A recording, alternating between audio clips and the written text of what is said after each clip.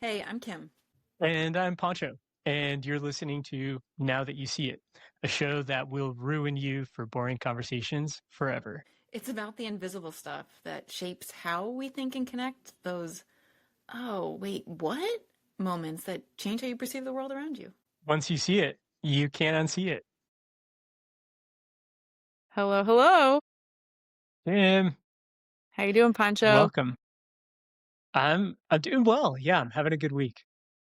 Having a good week. Got a new snowboard. I am like things are going well on the coaching side of things. Got uh a client who just graduated into a dream job and working with a Nice. couple of other Oh, people. little Yeah, little plug, Pancho totally. Coaching. Yeah. Look it up Yeah, because why? I coach people on their careers and leadership. Sure, sure. So yeah, things are going well on all fronts this week. That's awesome. Yeah. How are you? This week I'm going to generously say I am testing my own product as a burnout recovery and resilience coach. I am making sure that the tips I give to people are working and applicable as I apply them to my own very packed life. I'm doing a little product market testing at the moment as like life gets big. My full-time job is big right now. My coaching practice, I'm, pushing and moving and doing things and like creating presentations and creating workshops and partnerships and da da. And like life is lifing and all these things are happening. And I got this Yeah. pimple. My kids who are not, they're 9, they're not yet going through puberty. They're like, "What's on your face?" It's like, "That's a pimple. You're gonna get so many of them soon." They're like, "Oh, gross." It's fine. Just live with it. Anyway, so Right. it's a little like I really am testing the product of what do you Mhm. do when you like, for instance, I had a day the other day where on the calendar, like on paper, it looked like it was going to be okay. I had big blocks of time. Of course, I wasn't going to get all the stuff done that I have to get done, but like it's fine. And then that 3-hour block of time turns into like couple 45-minute chunks with a 20-minute chunk here and somebody it's just like it's time confetti and all of a sudden it's like, "Well, this is a zero productive day." And it really, really could have been. So neither get rest nor something done at the end of the day. And like Mhm. how do you just like gracefully take the L? Try again tomorrow. Yeah. So that's a little bit of the week of like, okay, this is what it's like to take my own medicine. But here I Yeah. am. And this is a highlight of the day. Awesome. Yeah. Always a highlight. And it is really interesting to notice when happens for me too. When I'm in the tough spots that I coach people through Right? and to recognize that I have the tools and I know the things that I need to do to make it through this. And sometimes I do, and sometimes I don't. And the times when I don't, I recognize, and this isn't me pitching coaching as like, come buy coaching because it'll make your life better. But it truly does help to have somebody Mhm. there, especially as an external processor, to have somebody there to talk things through with Totally. and to feel validated. Sometimes you start asking yourself, am I crazy? Is this too much work? Am I the one who's dropping the ball on this team, or is it my coworkers who, is the narrative that I'm carrying correct, or am I the problem? So having somebody to use as a thought partner and a sounding board and an accountability, a source of accountability, makes a really big difference in putting these tools into place. So um, yeah, It always fun to does. talk about using those tools on ourselves when there is actually nobody else there in the role of the coach. And you have to play You both roles know, with yourself. I gotta tell you, you can only say so many times. Stress changes your brain and makes you is appropriate for our topic today, makes you like it makes you poorer at decisions as you get more Yeah. stressed. Yeah. And at the same time, more confident that your poor judgment is great. You can only say that so many times before you're like, damn it. I'm in that population right now. And like I Yeah. probably shouldn't assume I'm doing well. I should probably tell people. I should probably like limit my input. Please stop saying, Kim, please stop saying yes to things. Like we're full stop on new things, no input. Mhm. because I know that I'm compromised. I know, like, one of the things I did as part of this, like, overwhelm is I'm facilitating a group right now on people who have been laid off by the federal government and are in trauma trying to find jobs. And the whole Yeah. lesson today was about how stress changes your brain and how it makes you want to isolate and just be like, it's fine, it's fine, it's fine, and not lean on other people because you think other people don't get it. And then you rob yourself of the one most important coping mechanism, which is community, as we get through stress, and just vicious cycle down. So here I am talking about it to all of our fans. Not to Send love, mention folks. in the job market right now, the people that I'm working with who get jobs are getting the jobs through networking. They're getting the jobs by reaching out and making a personal connection, by having somebody tell the hiring manager or the recruiter, like, hey, you should take a look at this person's resume. Another reason, just logistically in the job market we're in, if you want a job, you have to go talk to people, and that's uncomfortable. And it feels better to isolate and disassociate from the reality that you're living through, but then nothing gets done. If nothing Mhm. happens, nothing happens. And if nothing changes, nothing changes. Exactly. Exactly. So, Right. That's it.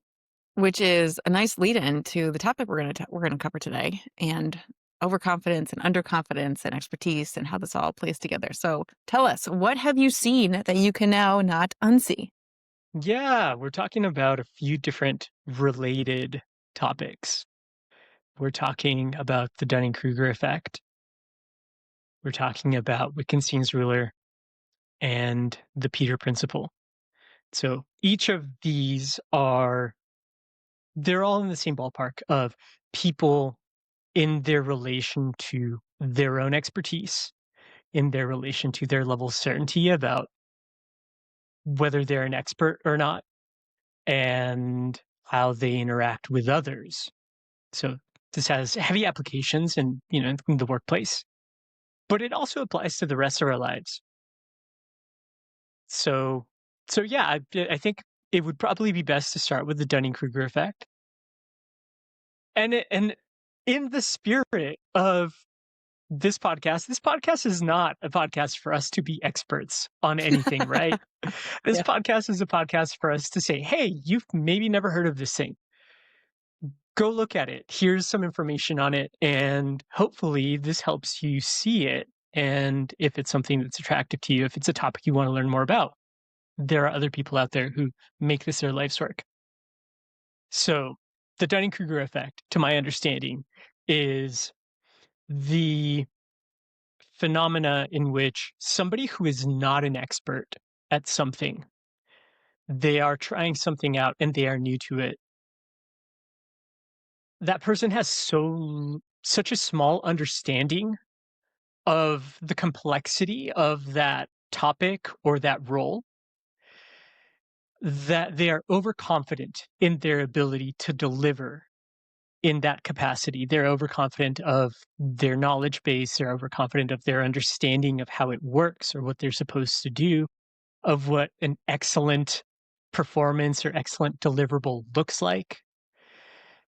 And because they are overconfident with very little information, with a lot of ignorance, they're also unable to see themselves in the reality of their ignorance and their Yeah. lack of ability.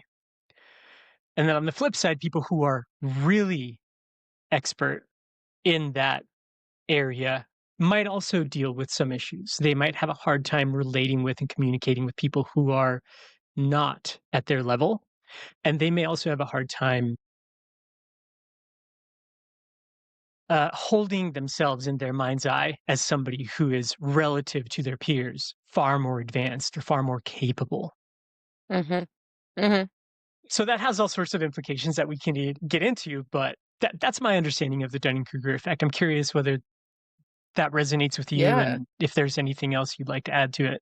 Yeah. Well, and I want to hear more from you about, like, how does this, so in your coaching and the people you interact with, people who are trying to find jobs, you're coaching some interpersonal skills, and, like, there's a lot of imposter syndrome stuff that happens. There's a lot of, like, And that top of the curve and we'll talk about the names, the different parts of the curve in a second, but what it's like to coach folks who are at the top and don't know what they don't know, and how hard that can be sometimes to like try to get something in.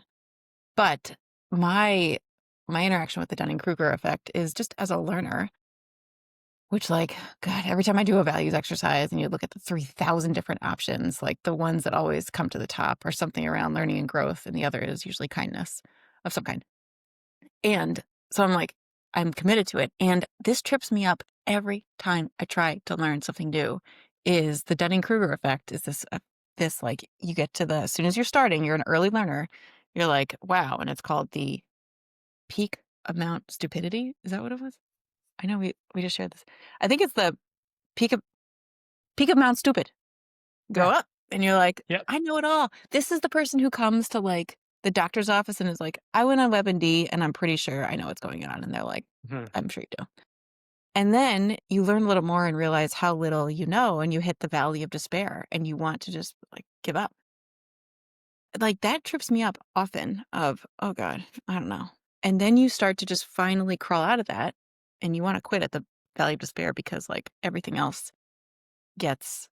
you haven't really hit any sort of return on your investment and effort. It just sucks. And then you go up the slope to, I think it was the slope of enlightenment. And then I'm just looking at the picture here that we'll put in our show notes, but the plateau of sustainability as you're finally like, you know, enough to keep going. And yeah, so my understanding is this is like the sand trap. I don't really understand golf. I understand that there are things called sand traps where the ball goes and you can't really get it out. Do you know anything about golf? Mm-mm. Okay. I would understand that hitting the ball while it's in the sand is maybe harder. Yeah, no clue. I'm guessing. I think the sand trap in this analogy is this valley of despair that just sucks you in and Yeah. tells you you're not good, it's not worth it, imposter syndrome. But the other side of this is, you know, what you're highlighting is it's also when you're overconfident without having actually spent time in something. You don't know what you don't know. Yeah. So that's my understanding. How is it coming up for you in like your lived life or your client life? Yeah. In coaching, it comes up in a variety of ways. I think, I mean, the first one is how it comes up in myself as a coach. There's boundless amounts of information out there and an infinite list of books to read on leadership, personal development, all of these things, right? Mhm. And even if you've read a book a month, you'd never get there. They're coming out faster than you can keep up with them. So as a coach, I deal with the sense of, am I bringing the right information to the table for this person? Do I have the right context in mind? Do I understand the right frameworks to help myself understand where they are? And then to hopefully help guide them to see themselves where they are as well. And what I have to remind myself is that in coaching, the number one most important thing is to show up and be able to have an in-depth conversation about the person, not necessarily about the knowledge. Coaching is such a deep, it's an opportunity to go deep and to really understand oneself at the level of values, at the level of one's lifestyle, the dream you have for your life. So that happens without having to read all of the different leadership books that are coming out with information like the Dunning-Kruger effect, right? So, so there is, I think the long story short is humility and a realistic expectation of what you can bring to the table as an individual can help with this feeling of, am I an expert? Am I doing well enough for this individual? That kind of a thing. With the people I coach, two examples that come to mind really clearly in which I see some semblance of the Dunning-Kruger effect.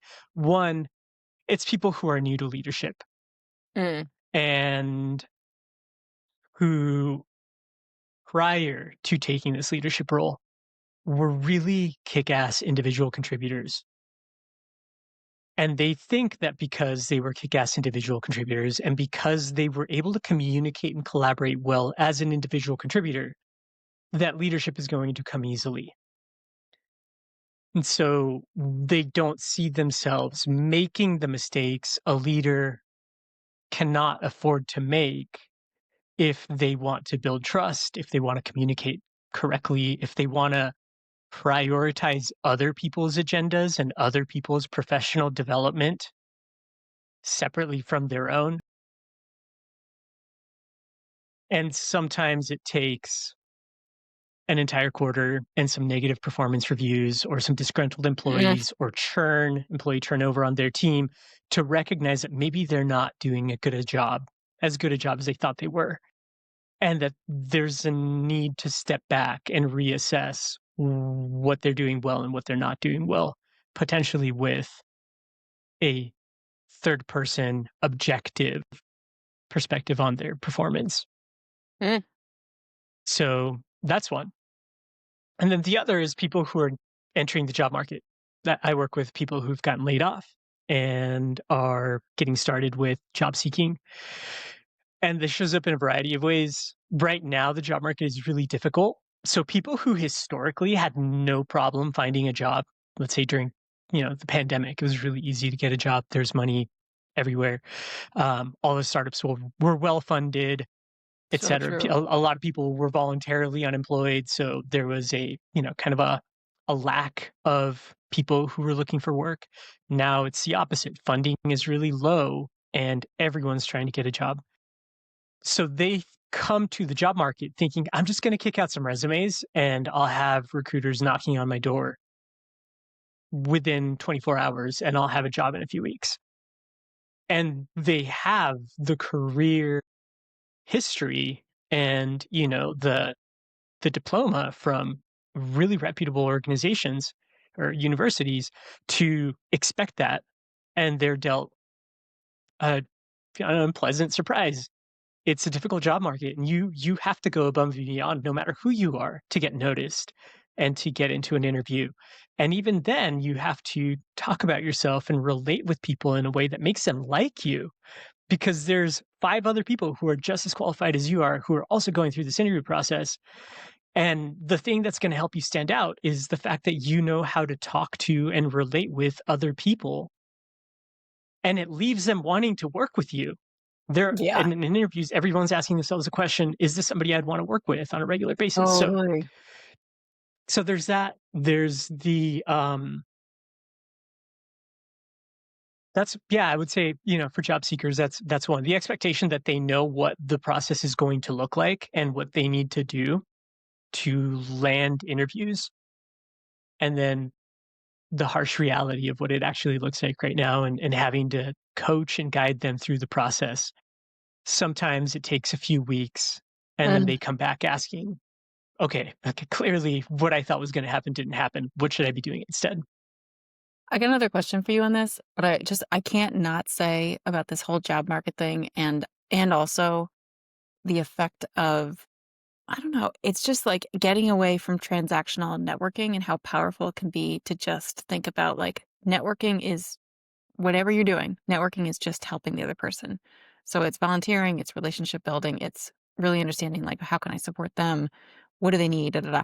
And not in a like self-seeking or just like an obvious obsequious kind of way, but in a like I just want to add value because it reflects back for you. What do you like to be able to do? It gives you more skills, it gives you more purpose and practice and all these things. And like what a beautiful way to make a relationship. And then also building exactly what you're talking about, building the interpersonal effectiveness skills, the like charm, so that people really want to spend some time with you, 40 hours a week or so, because this is our other, it's not family, like work is my family, but it's not. And you want to be choosy about that. Like, who am I going to spend time with? The people at work, we know this, who drive us crazy really have an effect on our overall life, on our health, on our relationships at work. I mean, like, you want to be choosy. And so like being able to build up the charm, the charisma, and not in a sleazy way, in a like, this just makes other people feel great. It makes me feel great. I love this kind of connection is so powerful to so Yeah. many things. So that Yeah. could be another episode.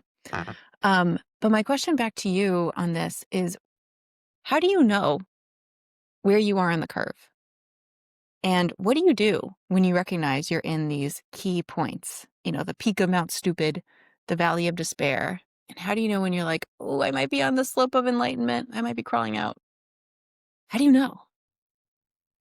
Because it's the whole point is like, it's sort of hidden from you. You're like Yeah. in it. Your feelings are facts. How do you separate from Yeah. that a bit? Yeah. I don't know that there's a way to know for sure.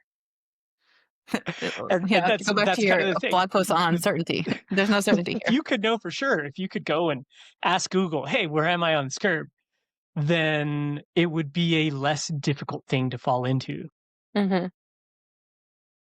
And it is an emotional thing. So no matter what you want to get yourself to believe or understand, your emotions are always going to have a role in what you are willing to believe about the reality. There's the intellectual knowing that, and then there's like the true emotional, I I accept this as a capital T truth of the world kind of knowing that.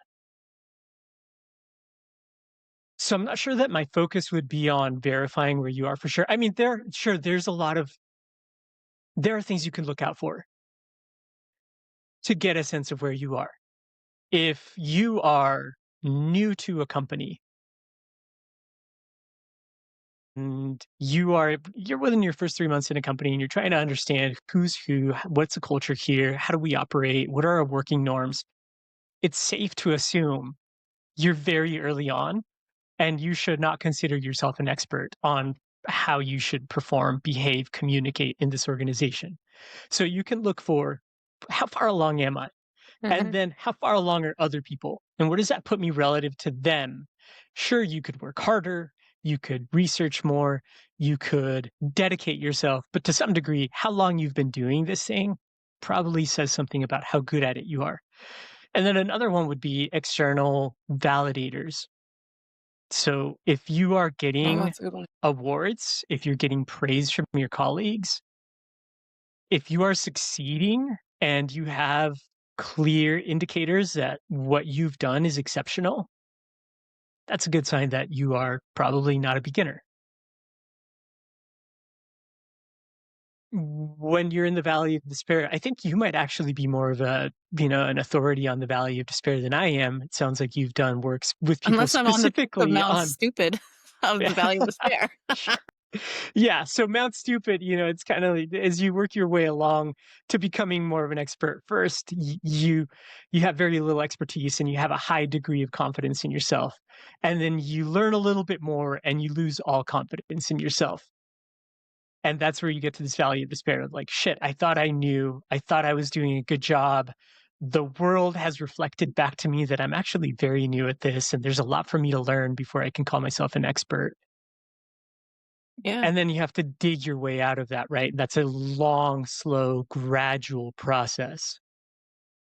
So let's assume you're not at the top I of have some Mount experience Stupid with it. before you plunge into the valley of despair on this one.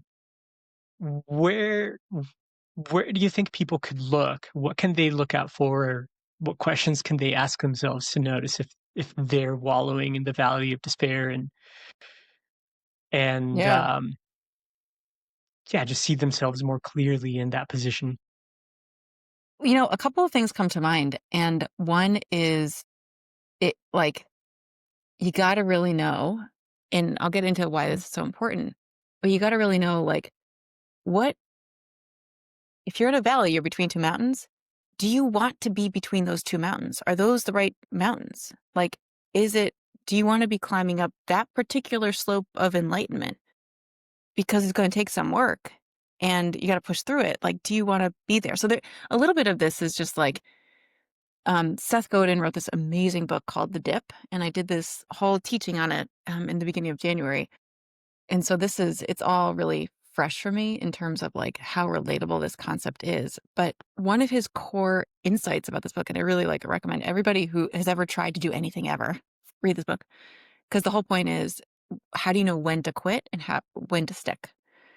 And if the dip is the valley of despair of like, oh, there's so much I don't know. This is so much harder than I thought it was going to be. I don't know if this is going to be worth it. Those are really good questions to ask. Like if you find yourself saying, I don't know if this is worth it, keep asking that question. Like, don't necessarily just keep going. Right. I had this, and I will say, like, as a burnout coach, I'm a burnout coach because I went through burnout and like I'm consistently just trying to avoid it and get in and get out.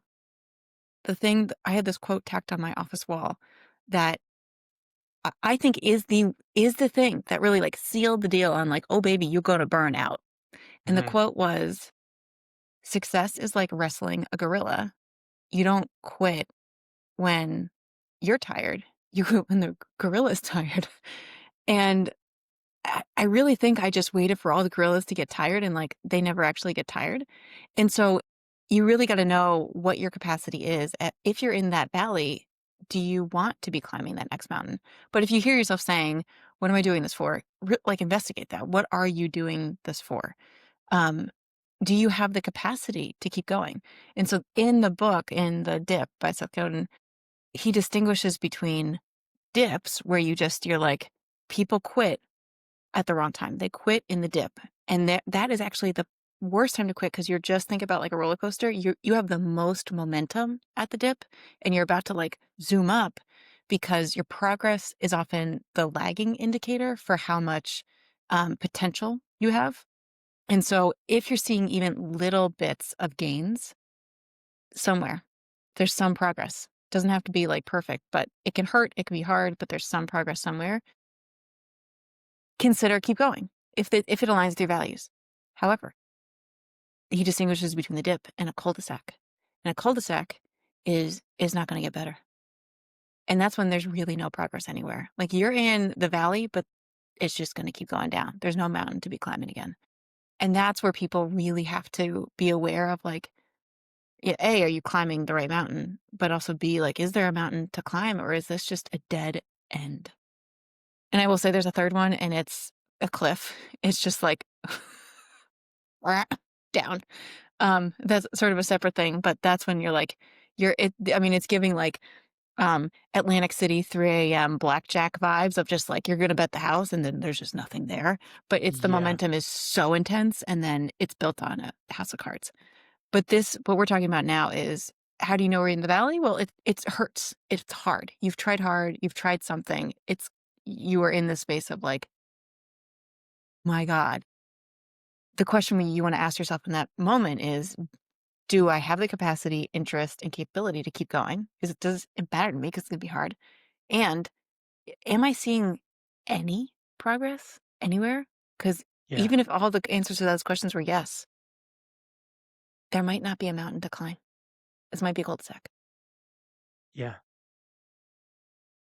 I'm thinking about Angela Duckworth's definition of grit Yeah. and to be gritty about a thing. In her definition, it has to be something you truly deeply care about. It has to be a thing that you are willing to pick up and glad to and passionate about picking up and carrying with you for the rest of your life, even when it's hard. Mhm. Otherwise, it's burnout, right? I think Yeah. You're climbing somebody otherwise, else's mountain. Don't exactly. do So that. I'm thinking about if there is a way out of this to recognize the thing that carries you out of it is going to be the fact that you actually really truly care about being on the climb out of the valley and admitting to yourself that you don't know what that climb is going to look like, but that it's important enough that you're going to keep climbing and you're going to figure out how to climb regardless of how long it takes or what it looks like or what level of success you achieve in a certain period of time. If you fail, you pick it back up and you keep moving with it because you couldn't envision yourself putting it down to do something else instead.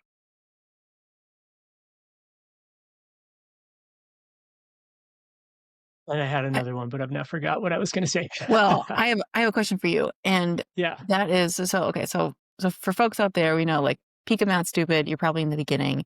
If you feel a Mhm. really puffed up chest and you're like, these experts don't know what they're talking about, and like I've been here for 3 months, like signs are good. This Yeah. is peak of Mad Stupid. However, then you can eventually you get in the slope of enlightenment and you spend some time there. Uh-huh. You mentioned something else that like I know things. I didn't know what you were talking about. What is a Wittgenstein's ruler? Wittgenstein's a ruler. Yeah. So it's related to being at the top of Mount Stupid. Wittgenstein's ruler is Nicholas Nassim Taleb Mm. brought it up as a concept, and the way he defines it is if you have a ruler and it's an unreliable ruler, you don't actually believe this ruler does a good job measuring things, Mm. and you hold it up to a table to measure the table, you are using the table to measure the ruler just as much as you are using the ruler to measure the table. Yeah. Because the ruler doesn't have objective credibility. It's unreliable. And that applies to people.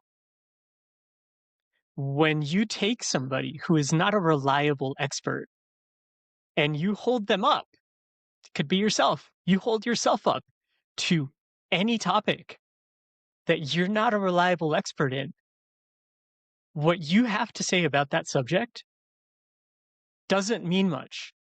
It doesn't say nearly as much about the thing as it says about you. This applies in any area of your life where you might have an opinion. If you Oh. don't know that much about politics and you've got really strong political opinions, your opinions don't say much about the reality of the landscape of politics. Your opinions say something about you, values and ethics, the workplace. If somebody is, you know, straight out of college and they come to an organization and they have all sorts of thoughts about what that organization should and shouldn't be doing, they're not experts there yet. They just showed up. And those opinions say more about them Mm. in relation to something than it says about the thing objectively. Is this okay? So is this like related to how when we talk about I mean I tell this to my kids all the time, but also to like myself, other people I coach, that like when somebody is being mean to you or just like being a jerk or just like something's happening and it's coming out at you, the blame, the anger, whatever, it says a lot more about what they're going through than anything that is going on for you right now. Like I'm talking to my kids about like the mean girl phenomenon. Like they're going through it and it's uncomfortable and they want to put it on you and it's not your deal. Is is that related? Am I conflating two things of like yeah, go ahead. I think there's something there. And at that point you're getting more towards what somebody's come from. You know, Mm. where are they coming from in this interaction? And we're not strictly now talking about their level of expertise, their experience, their knowledge in a subject. We're talking about a relationship. But what's true there is if somebody who is hurt, the saying that hurt people, Mm. if somebody is hurt and they're saying hurtful things to you, it's quite likely that those things are not true.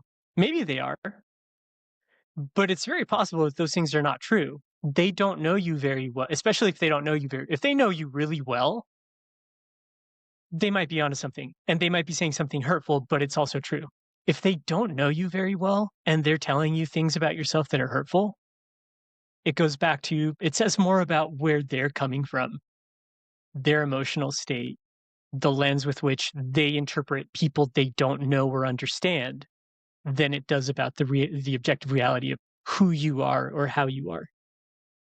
So why should we care about Wittgenstein's ruler as a human being who is living in the world and is learning things and just has opinions and like, man, yeah, like I have thoughts about that. Yeah. Why should we care? Because what happens Yeah. if we don't know about it or don't sort of take it in? Yeah. I mean, being on the top of Mount Stupid on the Dunning-Kruger curve is a great example of that. If you are unaware of how little you know, and there are other people who are experts, and you try to come off as an expert, not recognizing that what I am saying doesn't align with expertise or objective reality, it's more about my feelings and my opinions, you're going to lose credibility in that capacity with your peers, with your superiors. You're going to lose trust in the people that you're supposed to be leading. Yeah. Yeah. So, in that sense, I think it's a great way to align yourself with reality, to come back and ask yourself, I have these really strong opinions on this thing. To what degree have I done the work to validate those opinions? To what degree have I done the work to play devil's advocate with myself? To go Mm, talk to somebody who disagrees with me to understand their point of view? So, am I just coming up with this and then feeling like I'm right and then sticking to it? Or does the history of my relationship with whatever I have an opinion on justify that I hold this opinion? yeah. Charlie Munger, of Warren Buffett, Charlie Munger talks about the work to have an opinion, like the responsibility you have to take on to Mhm, have an opinion. And mhm. it doesn't come for free. Like a great opinion, a well-held opinion takes work to get there. It takes like beating it up, looking at it from all sides, and like I'm sure there are a lot of people out there who are like, I don't really have time to do this for every little thing I think. So how do we choose what we don't like? We're going to be on Mount Stupid for a lot of things. We're going to have opinions about other things. How do we know which ones we want to like have a really good, valid opinion on? Do the work to get through this curve.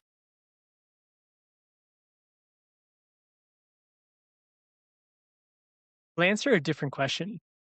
Okay. What do you do with that when you recognize there are all of these things where I'm not an expert? Right. There's only, so I'll answer your question. There's only so much time. There's only so much Yeah. energy. And Kim, you're an expert in, you know, the world of healthcare. Mhm. You are an expert in the world of burnout coaching. You're an expert in your My relational kids. capacity to work with kids and to work with people who are neurodivergent. Yep. I know those three things about you. I've talked with you enough about those things to understand you've done the work there. There are other parts of your life where you may have really strongly held opinions, but you've not done the work. There are many. And that's okay. That's Oh, thank you. okay. Yeah. But it's also really important to remind yourself when you come up against those aspects of your life that you might be wrong Mhm. and that your opinions aren't necessarily true and that the emotions that correspond to those opinions aren't necessarily justified because you might be wrong. So I think that's the Get out of bigger my head, friend. takeaway, right? Right? Like you're just one person. You can only be an expert in so many areas of your life. And to let yourself off the hook of having to be an expert in the areas in which you're not, and to keep yourself in check when you start to spin out and off from an emotional place about the things in which you don't have any expertise. So you don't create the illusion of certainty for yourself from a place of emotion, of wanting to be right, even though you have no way to justify why your opinion is right. It's that, you know, I guess to come back to Brené Brown's work, to recognize when it's more important to get it right than to be right, and that you might be wrong because you Yep. haven't done the work to make sure that you're getting it right.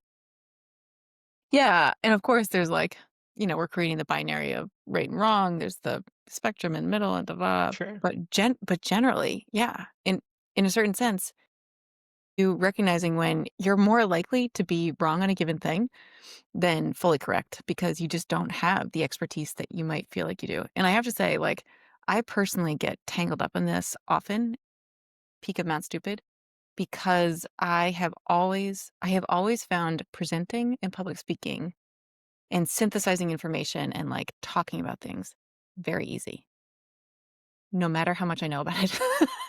Exactly. It's trouble. And so I've done it and people look at me like I remember in my 20s, people look at me and be like, "Oh wow, like you really know things. Like let's da da da." And I'm like, "Oh shit." I don't know. No, I just talk like I do. And I better get some books out because I got to figure out what I just sold somebody on, you know? And thankfully, like it's taken me a long time to calibrate like how to talk about it, but it really was, I spent a lot of time on Mount Stupid, not knowing I was there. And then like the trouble, if you don't know you're there, is like I want to say what the imposter syndrome people actually fear of like it sort of came true a couple times for me of being like, no, I really don't know this stuff. Like Yeah. for real. I need to pause and like learn it so that I can raise up to these expectations that people seem to have about me given my like confident speaking approach. Right. Yeah, it's really important to know where are you on the mountain? Yeah. And to kind of riff off that, Uh-huh.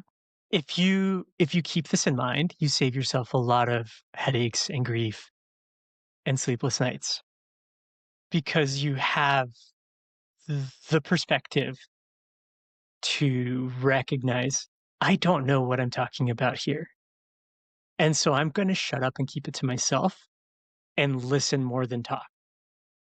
And I'm going to look for the people who are actually experts and allow them, one, to take the lead, and then two, allow them to inform me where I am correct and where I'm mistaken.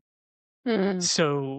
So having that in mind allows you to step up when you are actually going to be an expert. And when what you have to say, what your opinion is actually going to engage with the reality of the matter and to help other people and help yourself succeed. And to take a step back when you don't have that Yeah. expertise, when you don't have that knowledge. So it becomes a growth and learning opportunity Mm. instead of a situation in which, one, you might have to scramble to deliver on something that you're not qualified to deliver on, or two, you out yourself with people who are truly experts as somebody who is proud and ignorant. I'm gonna butcher the quote. What is the Mark Twain quote about like something about people think you're stupid until you open your mouth and confirm it. Ah, it's on the tip of my tongue. I'm gonna look it up. I'm on Mount Stupid about this one, but it's good. Yeah, it's what's so. I will go out on a limb. Like my hot take on this is that I'm pretty sure. Tell me if you think differently, but I'm pretty sure that the higher IQ you have, and or another way to say it is like the smarter you are in so many ways defining that, the more likely you are to get caught on Mount Stupid because Mm, things come easily to you and you're like, I can get that. I done get that it. I get it. yeah, I see yeah. it. Yeah. Like, how hard is it to do what you're doing? Like, I basically get it. Just like the quick, if you're quick at school, you're quick at these things, you're like, I'm good. I don't need to learn much more. And your growth stops because you don't want to fall into the valley of despair. You want to be that, like, feel confident in that expertise. So I have a feeling that Mount Stupid is populated by people with very unstupid IQs. That's my hot take. What's your hot take? Yeah. No, I mean, that makes sense. If you have a track record living a life in which things come more easily to you, And your then they identity is seem to based in come it? to other people, and your identity and your sense of self-worth is predicated on being somebody who is quick on the uptake and smart. When you come against something where everybody else is like that, but they've all been here for 20 years, it's a hard pill to swallow. That makes a lot of sense. It is. Yeah. Did you find the quote? I did find the quote. It's What is better to it? keep your mouth closed and let people think you're a fool than to open it and remove all doubt. That's a Thank great quote. you. Fucking love that. Great. That's so good. Yeah. Yeah. Oh, yeah, I love that one. Good. Yeah. It's a good one. Okay, so Yeah. the one thing we haven't covered that we said we would cover is the Peter Principle.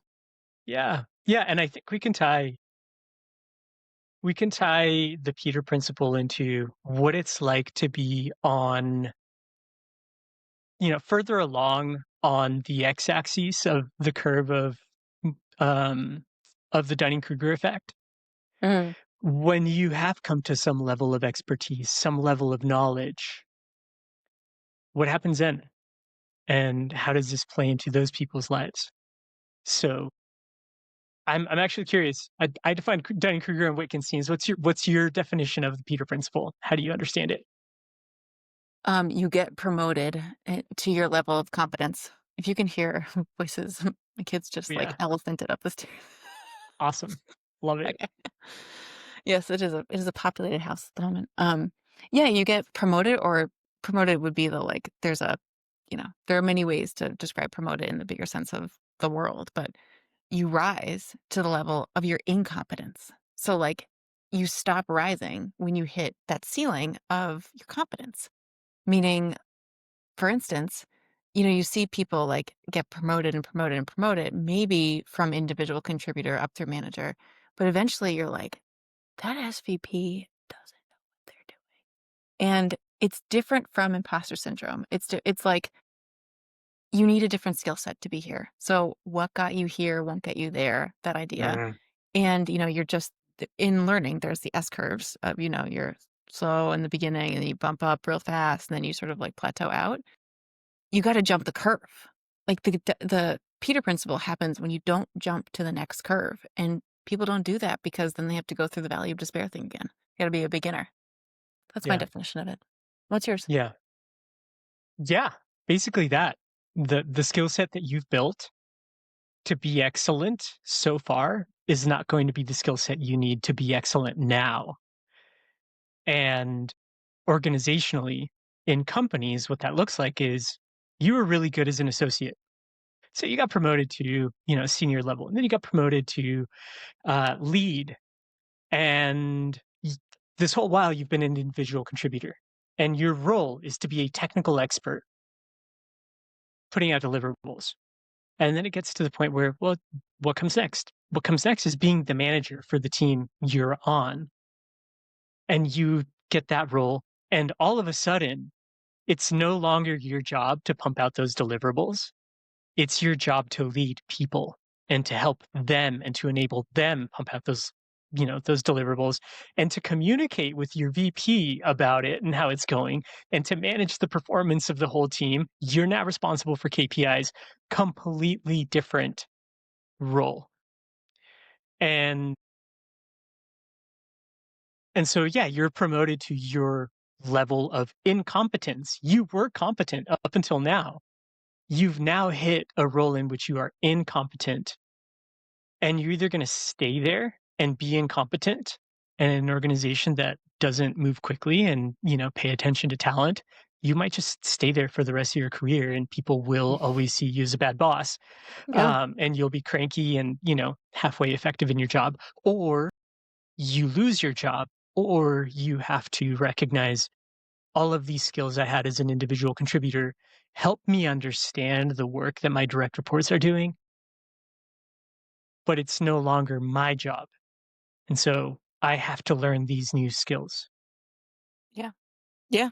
You have to Yeah. learn these new skills. It's not optional, which is, I don't know. It's hard if you're not like in a learning mindset phase of life, which not every season of life, phase of life is learning mindset. You're sort of stuck there for a while. And in some cases, you either make peace with that personally, or you find a way to, I don't want to say remove yourself, but you find a way to minimize the damage of being at the top of your learning curve and hitting that ceiling of incompetence. What does that look like for you when you're coaching folks or just like interacting with folks when they're hitting the top of their Peter Principle? Yeah. It can be hard. It's hard to know what you don't know. So if you don't know, someone who's a software engineer is a great example of this. If you don't know how to communicate with people because you're an introvert who spent your entire career writing really great code, and now you're in charge of all these other people who also write code. You don't recognize, you've never lived into the experience of having excellent communication skills, or Mm, of being deeply empathetic, or of helping somebody envision what their career trajectory looks like, of helping somebody understand what was going on for this other person when you had a disagreement with them and you weren't able to find common ground in conversation. Those are completely new things you've never experienced, you've never had to do them, so it's hard to recognize, that's what I have to go do, I have to learn how to do that. As a coach, I can call that out for people. yeah. In our Yeah. conversations, I notice you communicate in this way or you don't communicate in this way. What are your thoughts on that? And you kind of start to, open the doors for them to step through into learning those new skill sets. Yeah. Or you help them find a way back to an individual contributor role because really what they love is writing code and they are not excited about being a people manager. It's just not what's going to make them happy in their day-to-day life. And that's also totally fine. It's kind of like the radical candor idea that you have some people on a team who are superstars and you have other people who are rock stars. And superstars are people who are rising through the organization. They want to grow their career. They want to find themselves in a C-suite at some point in their lives. And there are other people who are rock stars. And those people love doing their job as it is today. They're going to be the people who just consistently execute on a really high level.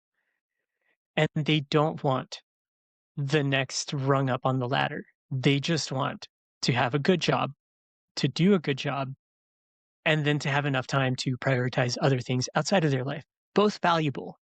Knowing which one you are helps you understand what's the approach I want to take and how do I manage myself in relation to the Peter Principle. I have a feeling that we are going to say almost on every episode of this podcast, self-awareness is the fundamental life skill. Yeah, totally. Because I'm just thinking about how if the more self-awareness you have, the more you're able to notice when you're on the peak of Mount Stupid and maybe just like harming yourself or others, your relationships, just like your potential growth, digging in, But also the the more self-awareness you have, the less time you're floundering in the valley of despair. Because I'm noticing how when I was in my 20s and 30s, like, oh boy, in early 30s, I held on to things that I should not. I was in cul-de-sacs, should not have, needed to walk away, let go. Jobs, relationships, just like all kinds of identities. Oh my God, all kinds of things. Um, but the more self-awareness I've had, the more I'm able to be like, "Ooh, this is not for me." And I struggle with it still. Like it's one of my like the hardest things to do is to I will sort of open every proverbial kitchen drawer looking for the one tool until I realize like that tool doesn't exist. It takes me a long time to get there. But I'm much better at it now than I ever was because of self-awareness and being able to notice like I'm in this valley and it's just a valley. I need to keep going. Like just hang on for a couple more weeks, a couple more months. Like it's worth it versus no, that is a pathway to burnout. It's a pathway to climbing the wrong mountain. And it's a pathway to just further lack of integrity with yourself of just like, this is not who I am and what I want to do. But the more self-awareness I've had, the more I'm able to recognize like time to step away, even if I don't always do Yeah. it on time. Yeah. Yeah. So as we start to wrap up this podcast, what do you want? What like most hit you today? Because we often go into these podcasts not totally knowing what we're going to talk about. So Yeah. what came up for you that was like, I love that. Yeah. I mean, I'd say the one last saying that I have in mind, I'm not sure that this is going to be a major takeaway. Something worth calling out as we wrap up is self-awareness is also equally important once you are an expert. Yeah. Once you are at the point at which you Totally. are, you know, an amazing whatever it is, you could fall into the trap of one, just seeing that as regular and normal and not recognizing where you are relative to other people who are beginners. And that comes with its own downfalls. It comes with talking to people as if they were technical experts, not recognizing that you're talking right past them because everything you're saying is going over their head. Allowing people who are at the peak of Mount Stupid, all confidence, no expertise, to be really loud in a decision-making process. And you disagree with them, but you don't see yourself as you carry a lot more doubt as you move your way up the Dunning-Kruger x-axis towards more expertise. Those people have learned enough to understand that there's a lot they still don't know. And so they're more hesitant to show up as confident and assertive when maybe that's exactly what they should be doing to keep to keep the team on track, to make sure the decisions are being made with the right information in mind. And this can be a way in which the Peter Principle plays out. You are such an expert that you have a hard time relating to the people on your team who are really junior. And you kind of expect them to have all of the life lessons you've already lived in your 20s. Like, why can't you see that you just need to persevere? Just, suck it up and keep going. It's their first time in the Valley of Despair. They feel like their world is falling apart around them. You've gone through it for decades. And it's harder to put yourself in their shoes and see, what this person needs right now is for me to come back down to where they are on this level of experience and to connect with them there. So I think that's worth calling out for the people who have made it up the corporate ladder, who have made their way along the curve to the plateau of sustainability, to recognize that there are still pitfalls in being unaware of yourself well into expertise. Yes, I 100% agree. And I don't think I could add anything more to that. Self-awareness is the big key. And like all these frameworks are meant to give external ways of knowing, like asking better questions of yourself, like to build the self-awareness. Because like, how do you see a blind spot if you're blind to it? The whole point is that you might need some outside support in terms of like these kinds of frameworks of like, oh, here's another thing I can think about. I feel really confident. How long have I been here? How many other people have been here for as long as I am and as confident as I am? What else is happening here that I might not be aware of? Totally. You're welcome, fans. Your blind spots. Yeah. Self-awareness. And the other one is humility, understanding that taking the humble and curious approach, even if you are an expert, might serve you well. And especially when you're a beginner, will serve you well. Personally, when I see an expert being humble, I think, God damn, that person's smart. Totally. Like, that's power. That's power when you're able to just put that aside. Can be humble. A little Kendrick. Be humble, folks. Okay. Anything else you want to say before we go? No, I think I'm good. How about you? That's good. All right. Another win in. All right. Talk soon, my friend. Sounds good.